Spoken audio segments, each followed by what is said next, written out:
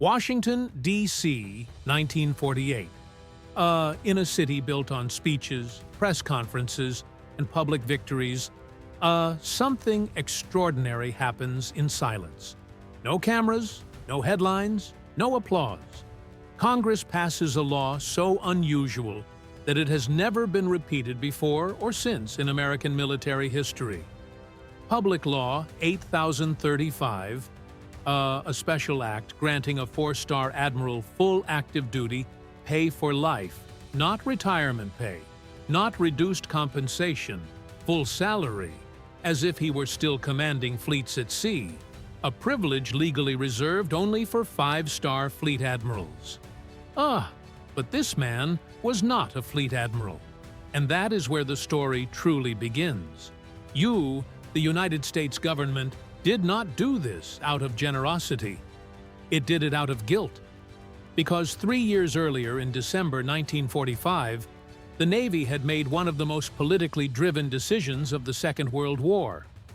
A decision so wrong that it haunted the Pentagon long after the war ended. A decision that denied recognition to the man who had done more than almost anyone to break the power of the Imperial Japanese Navy. His name was Admiral Raymond Spruance. And to understand why America quietly paid him like a five-star admiral while refusing to make him one, we have to go back to the moment when the Pacific War hung on the edge of catastrophe. June 4th, 1942, the Battle of Midway. At this point in the war, Japan appears unstoppable. Pearl Harbor still burns in the American memory. The Philippines have fallen. The Imperial Navy controls the Pacific. One more decisive victory could knock the United States out of the war entirely. Raymond Spruance was never supposed to be here.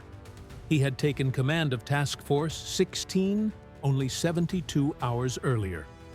Admiral William Hawley, the aggressive and famous fleet commander, had fallen ill with shingles and was rushed to the hospital. There was no time to groom a replacement, no margin for error. Spruance, quiet, analytical, and largely unknown to the public, was suddenly responsible for the most important naval decision America had ever faced. Across the ocean, 4 Japanese fleet carriers were moving toward Midway. Veteran air crews, battle-tested commanders, a doctrine that had already crushed every navy it faced. Spruance studied the reports, the distances, the fuel limitations, the timing. And then he saw the problem. Standard naval doctrine said, to wait, coordinate all aircraft, you launch fighters, torpedo planes, and dive bombers together in one massive, perfectly synchronized strike. That doctrine was safe, orderly, textbook. But Spruance realized something terrifying. If he waited, the window would close. The American aircraft had limited range. The Japanese carriers were maneuvering. Every passing minute increased the chance that Japan would strike first. If that happened, the war could be lost in a single morning. At 7 o'clock that morning, Spruance made a decision that would almost certainly kill American pilots. He ordered the aircraft launched immediately, not together, not coordinated, but as they were ready, piece by piece. He knew exactly what he was doing.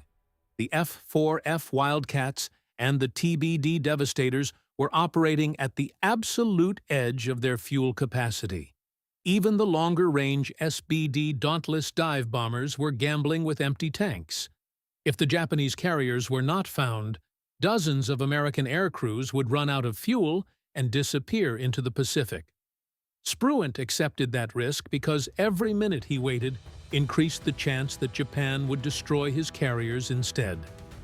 Between 10:20 and 10:25 that morning, history changed forever. American dive bombers dropped through broken clouds and found the Japanese fleet at the worst possible moment. Aircraft on deck, fuel hoses connected, bombs exposed. In 5 minutes, 3 Japanese fleet carriers, Akagi, Kaga, and Soryu, were burning wrecks.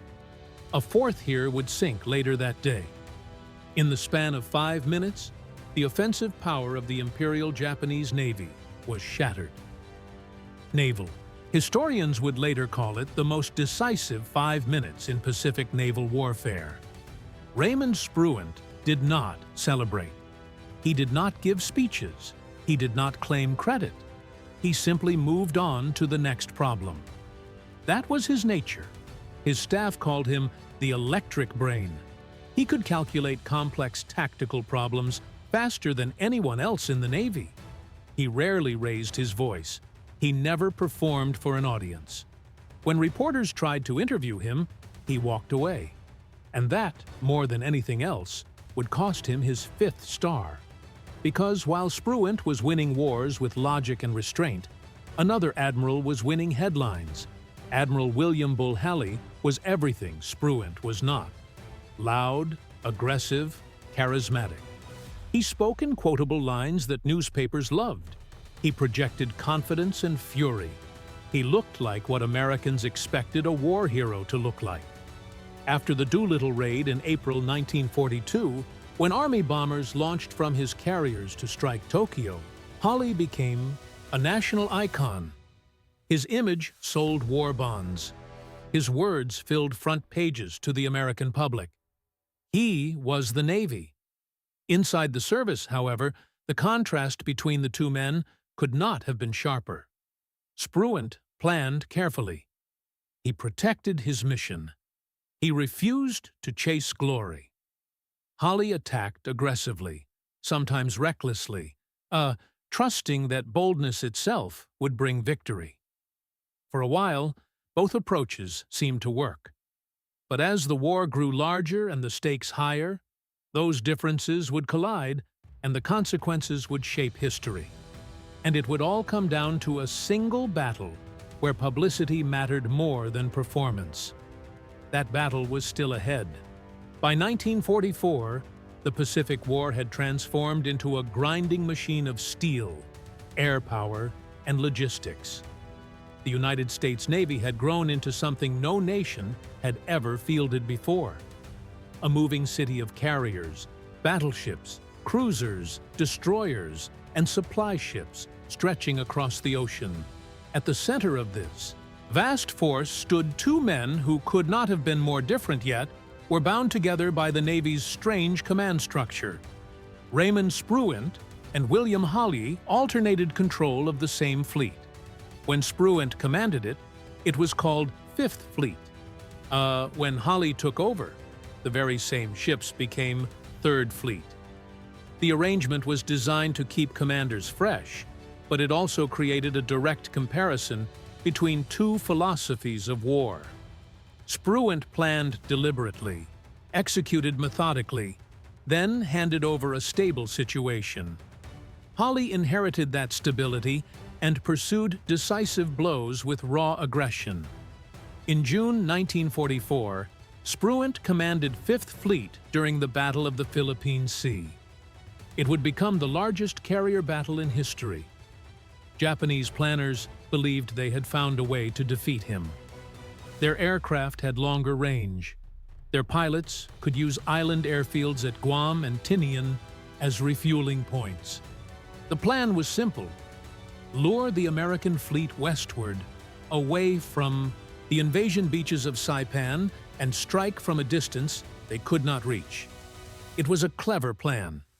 It would have worked against many commanders. It failed against Spruance. Instead of charging west into the open ocean, Spruance stayed put. He understood the mission: protect the invasion force. Let the enemy come. He turned his fleet into a wall of radar, fighters, and anti-aircraft fire. When the Japanese air arm attacked, they were slaughtered. More than 400 Japanese aircraft were destroyed for minimal American losses. Naval aviation historians would later call it the Great Marianas Turkey Shoot. Japan never recovered from that day. But there was a problem. Spruance's victory did not look dramatic. There were no burning carriers caught on film, no desperate last stands, no heroic charges. His aviators complained he had been too cautious. Admiral John Towers demanded his relief. The criticism reached Washington. Spruance was defended by men who understood war rather than headlines. Chester Nimitz stood by him. Ernest King stood by him. Kelly Turner trusted him completely. History would later prove them right. Had Spruance advanced aggressively that morning, American aircraft would have flown into the concentrated anti-aircraft fire of Japanese surface ships twice.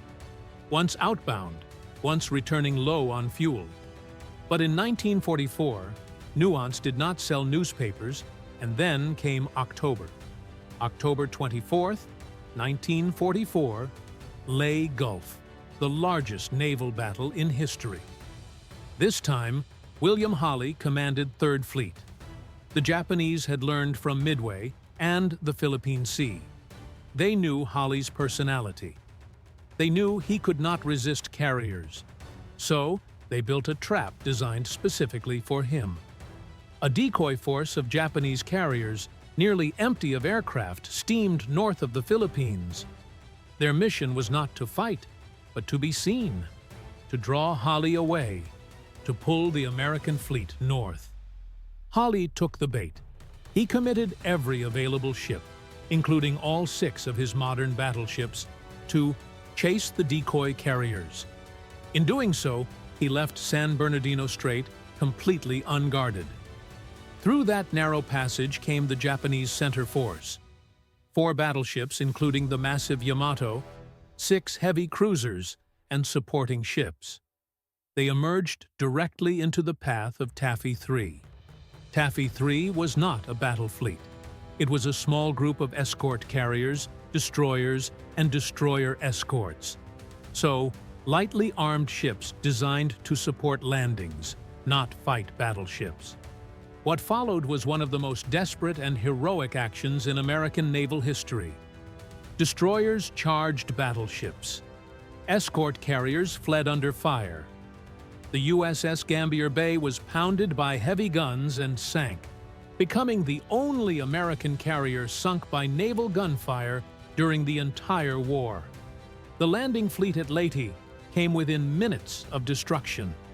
Only 2 things saved them: the suicidal courage of American sailors and the confusion of Japanese Admiral Karida, who could not believe such small ships would attack so ferociously unless they were covering something larger.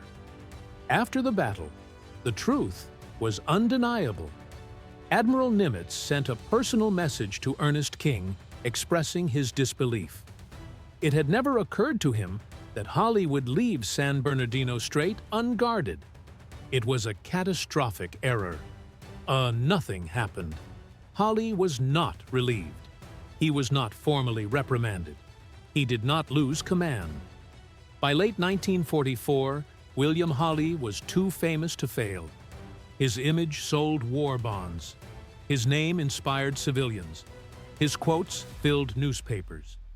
In a war fought as much on the home front as on the battlefield, political leaders believed they could not afford to damage his reputation. Raymond Spruance, meanwhile, said nothing. That silence would cost him dearly. In Washington, one man watched all of this closely. Congressman Carl Vinson of Georgia, chairman of the House Naval Affairs Committee, the most powerful naval politician in American history, the architect of the Two-Ocean Navy Act, the man who had rebuilt the Navy before the war even began. And Carl Vinson was a Hawley man. Vincent understood power. He understood morale. He believed wars were won by symbols as much as strategies. To him, Hawley was exactly what America needed. Loud, aggressive, visible. Spruance, by contrast, was invisible, brilliant, but silent. To Vincent, that made him politically useless.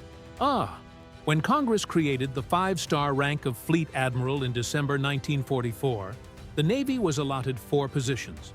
3 were obvious: William Leahy, Ernest King, Chester Nimitz. That left 1. 2 men stood behind it. Inside the Navy, many believed Spruance deserved it. Admiral King himself leaned in that direction, but Vincent moved. First, he exploited a clerical error that temporarily listed Spruant as a 3-star admiral. On paper, Spruant became ineligible. Vincent delayed corrections or he applied pressure. He made it clear that he would block the entire promotion process if Hawley was not included. King faced a choice: fight for Spruant and risk losing everything, or sacrifice one man to secure the structure. He chose the structure. In December 1945, William Hawley became a Fleet Admiral. Raymond Spruance did not, and that decision would haunt the Navy for decades. This is the kind of truth WW2 Frontline Shadow exists to uncover. The moments where history chose image over intellect, because the war was not over for Spruance yet. His final command would test him more than Midway, more than the Philippine Sea, and it would prove beyond any doubt who the Navy should have trusted all along. By the spring of 1945, the Pacific War had reached its most brutal and unforgiving phase. The island of Okinawa stood as the final stepping stone toward the Japanese home islands.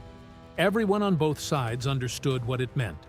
If Okinawa fell, invasion would follow. And if invasion followed, the casualties would be unimaginable. Raymond Spruance was given the job no one wanted.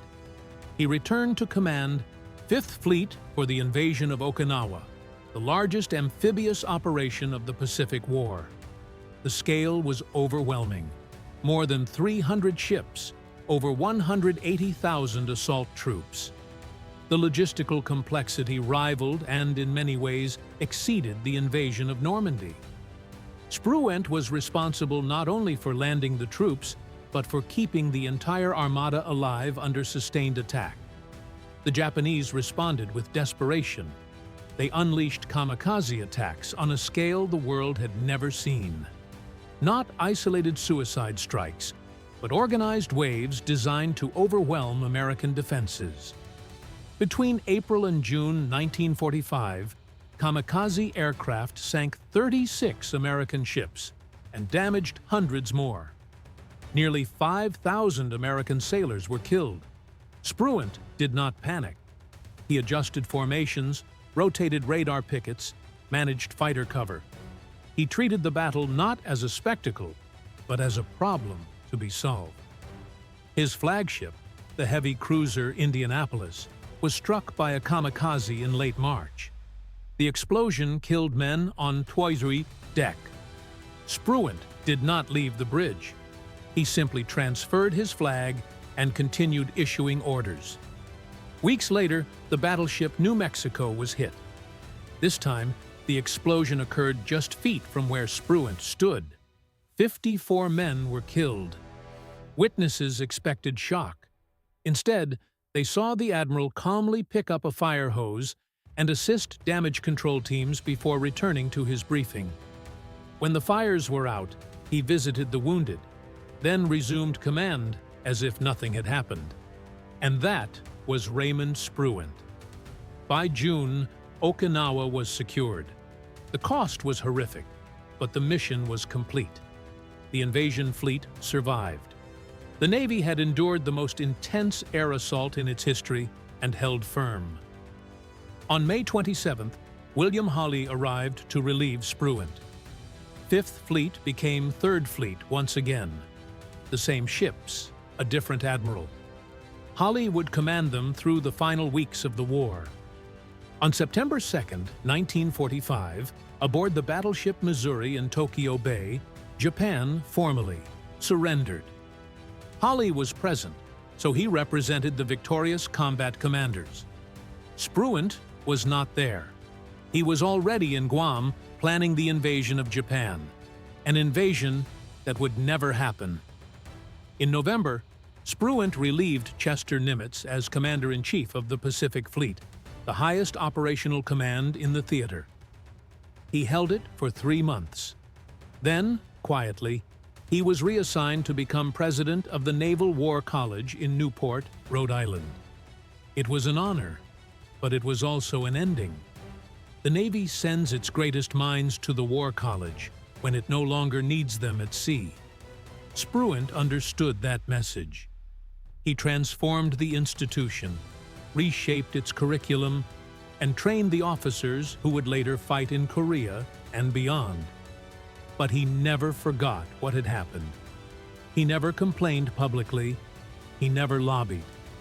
In private correspondence, he revealed his character. He wrote that if he could have received the 5-star rank alongside Holly, that would have been fine. But if he had received it instead of Holly, he would have been unhappy. That was not false humility. They were friends. They had alternated command for years. Spruance did not want honor at the expense of another man. But Congress knew the truth, even if they could not admit it openly. So in 1948, they passed Public Law 8035, a unique act granting Spruance full active duty pay for life.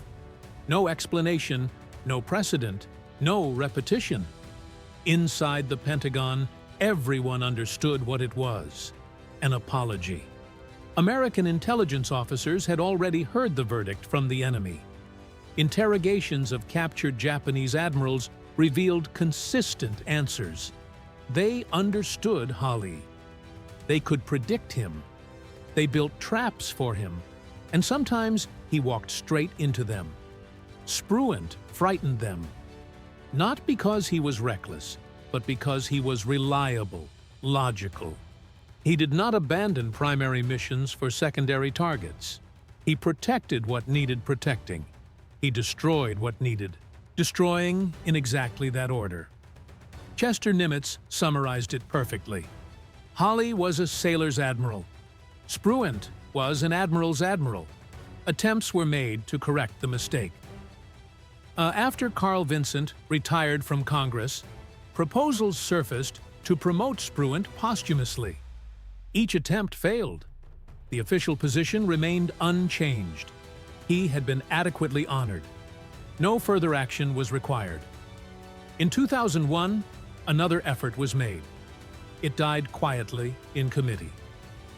Raymond Spruance passed away in 1969 at his home in Pebble Beach, California. He was 83 years old. He had served as ambassador to the Philippines. He lived a quiet life. No spotlight, no speeches, just as he had lived during the war. He did not need a 5th star to defeat the Imperial Japanese Navy. Midway and the Philippine Sea remain among the most decisive naval victories in history. But the fact that politics denied him that recognition remains one of the Navy's most uncomfortable truths. The story is not about medals. It is about how history is shaped and sometimes distorted by visibility rather than value. If you believe Raymond Spruance deserved that 5th star, write your thoughts in the comments. Share the story so others understand what really happened. And if you want more stories like this, the quiet victories, the buried truths, stay with WW2 Frontline Shadow. Because sometimes the most powerful men in history are the ones who never ask to be remembered.